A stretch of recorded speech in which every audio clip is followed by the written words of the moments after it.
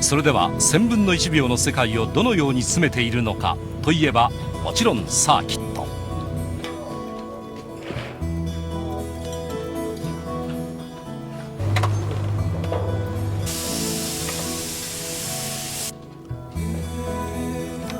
手慣れたスタッフの手によって準備が進む中、イン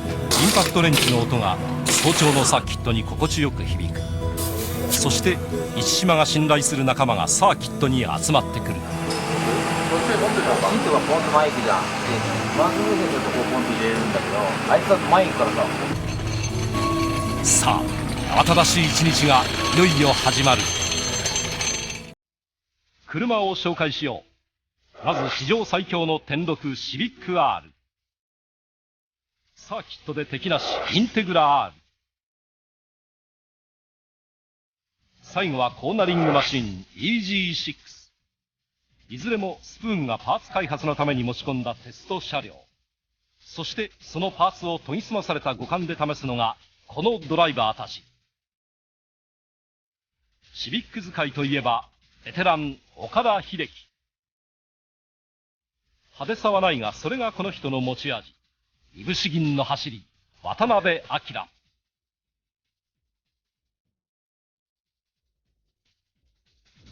人気と実力を備えたホンダの若きエース飯田明。この日のテストメニューは新しいダンパーと4ポットキャリパーのフィーリングチェック。まずは前回のテストで出たセッティングを各社に施しコースイン。果たして今日のコンディションでドライバーの OK は出るのか。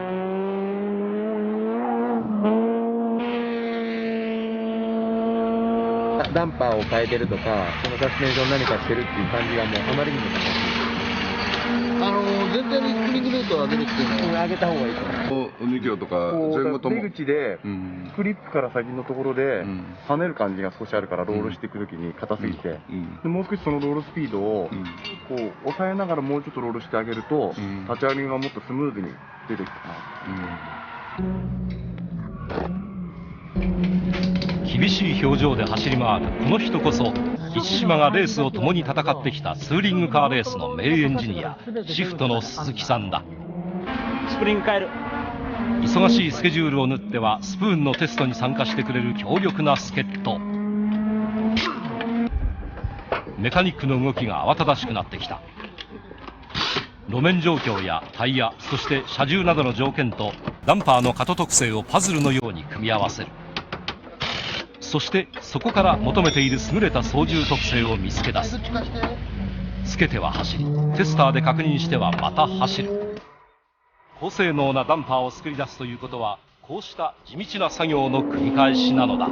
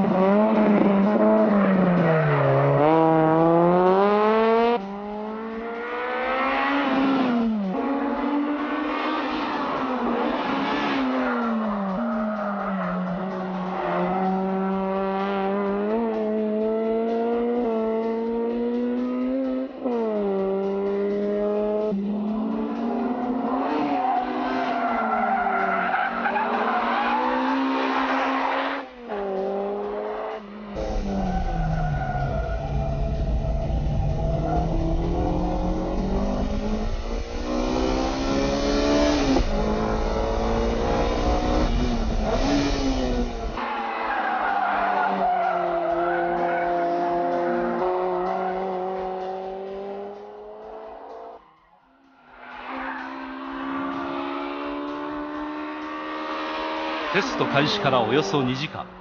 各社が順調にメニューをこなしていく。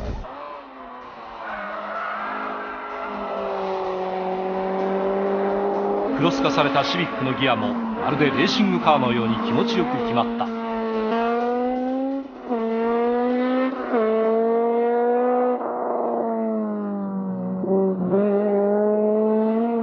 打角がだからすごく多いですよね。初期が全く、入っていく前からもうこういうの持っといて切っていかなきゃいけない。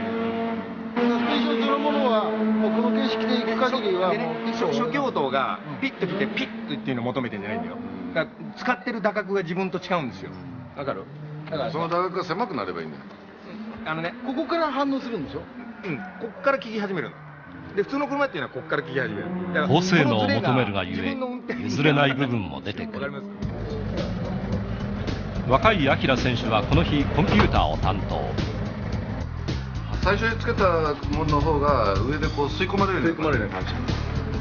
自分のアクセルのアクセレーション踏んでるとリズムに合わせてエンジンもこう突き上がってる感じ。これ下セット2の方が、計測の5000から上の、5000から7500ぐらいまでのトルク感っていうのはすごくいい感じで出てる。両方真っ蓋してさ、もう一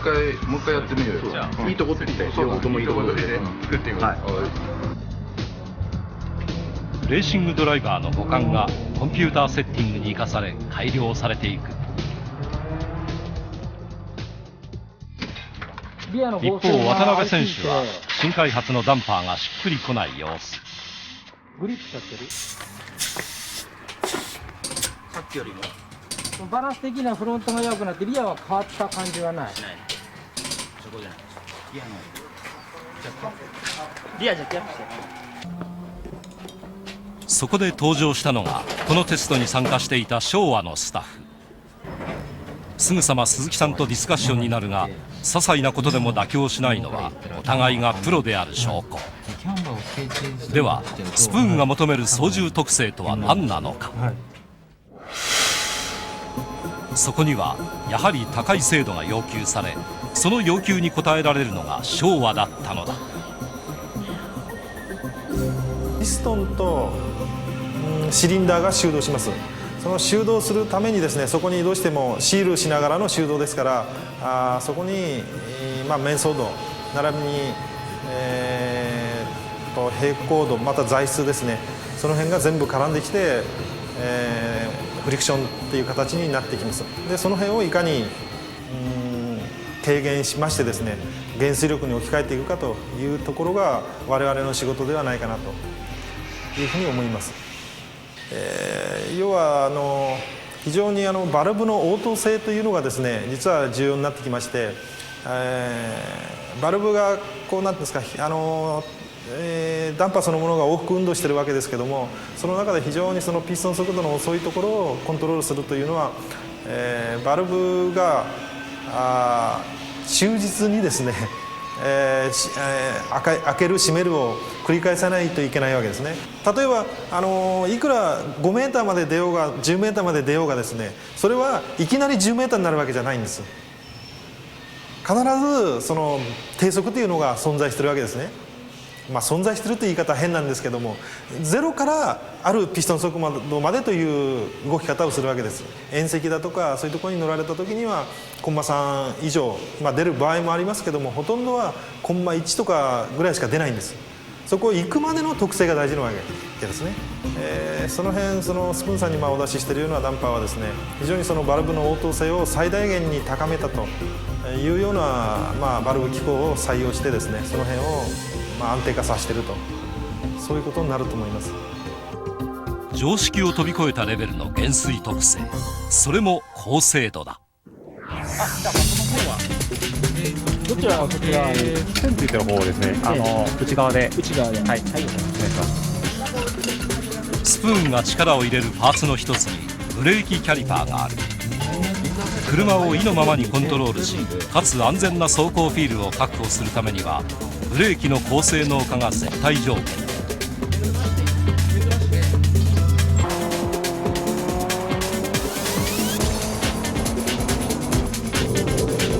これは一島が自らのレース経験を通して感じたこだわりへの回答なのだ。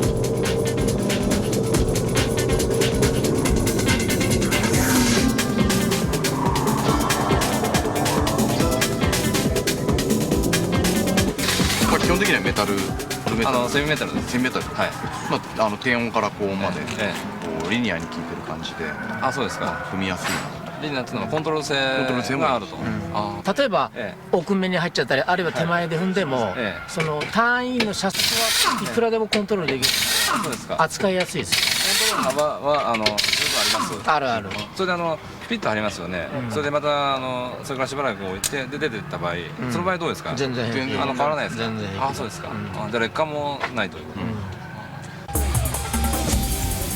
一日があっという間に過ぎ、テストは無事終了。スプーンが求める高性能は理論や技術だけでなく、こうしたプロドライバーたちのフィールによって完成されていく。ではこの日の成果をエンジニアの2人に聞いてみよう。僕のお師匠さん。いえ、そんなことない。タイム的にはもう、そうですね、最終的には走り始めより、約3秒近くアップしてます。今日の成果としては、あらかたスプリングとダンパーの美味しいところは出たかなと思ってます。僕は普通レーシングカーしかやってませんので、なかなかこういう車難しいんですけども、今日はたまたまドライコンディションですけども、当然雨もあるでしょうし、もっと、路面の悪い道路もあるでしょうし、その中でいかにこう乗りやすい車にするか、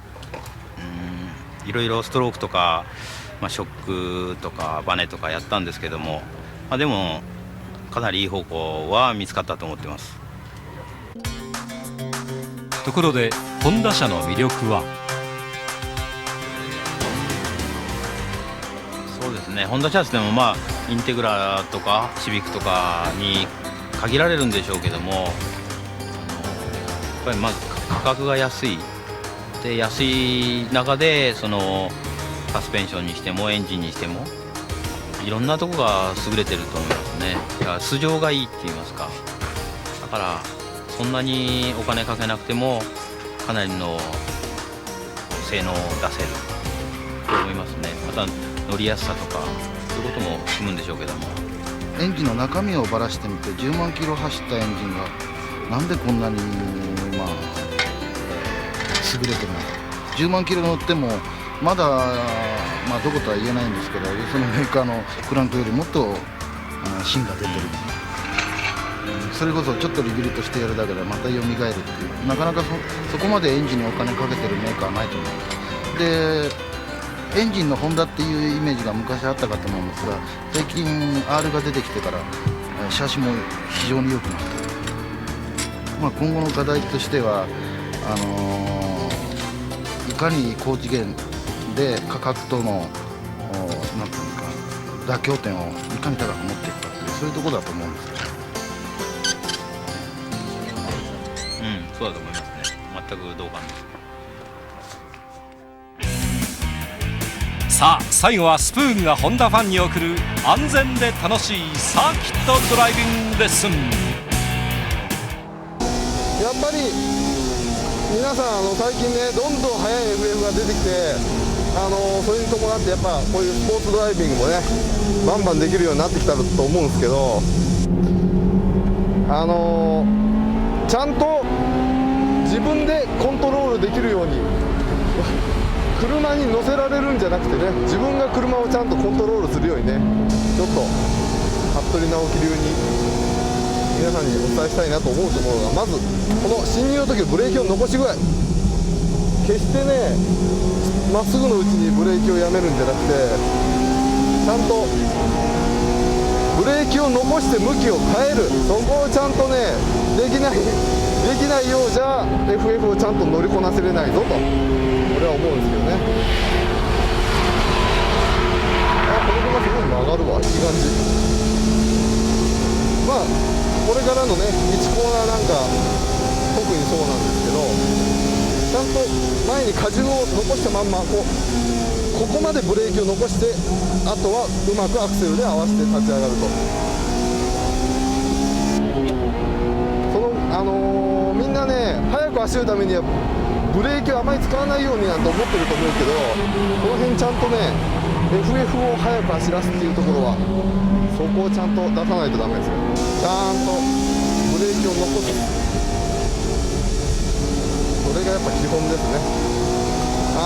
立ち上がりよりもやっぱ進入クリッピングポイントまでをうまくちゃんと曲げるための処理をする、ちゃんとブレーキを残してここからアクセルを踏むと。皆さん間違いがちなのはやっぱアクセルで曲がろうとする。 FF を速く走らせるためにはそれは間違い。俺は絶対言うけどね、 FF でもこれだけちゃんと走れるようになってるっていう車がねすごい進歩してるし、ね、こういう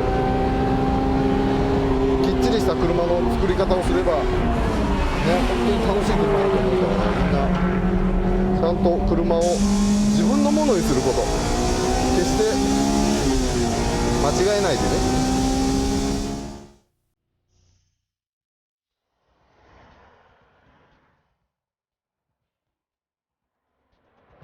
今までスプーンっていうと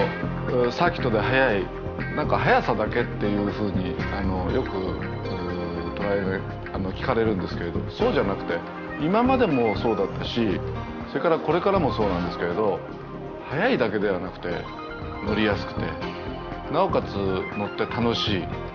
そういう車全体のバランスを良くしていく、あるいはその取れたバランスをさらに高める、それでいてまた速いと、そういうふうなバランスをますますこう高めていくような、そういう車作りをこれからも、今までもそうだったんですけど、これからもそういう車作りを目指したいと思ってます。スプーンは乗る人のための高性能をきちんとしたテクノロジーで提供し続けます。そのキーワードは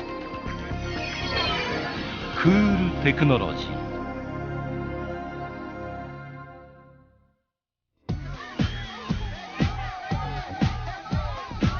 やっぱりゲームやると最後までいかなきゃゲームやめないみたいなところがあって、やっぱりシムーンさんっていうのはやっぱりそういう納得がいかなきゃもう売らないぞみたいなで、ちゃんとできて自信がある製品ができた時に初めて売っていくみたいなところがあるんで、僕はそういうところは逆に好きですね。まあ表面上は明るいけど実はマニアック集団っていう感じですかね。オタク。スプーンならではのこの軽いスプーンスポーツっていうすごくイメージが車にも表れてるんじゃないかなと思って、やっぱりその辺にはこのこだわりと、追求、豆男です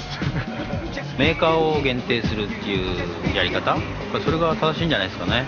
物がこうきちっと出来上がってるって言いますか、テストも一生懸命やってるし開発もしてるし、やっぱり出来が綺麗ですからね。FF の親分って感じです。FF 触る親父。熱中の仕方が非常になんていうのかな、熱心さがあると。もうその分に関して僕も脱帽というところで、やっぱモータースポーツを中心に展開している、まあホンダチームの中では、まあ、トップクラスにあるのがスプーンだと思いますね。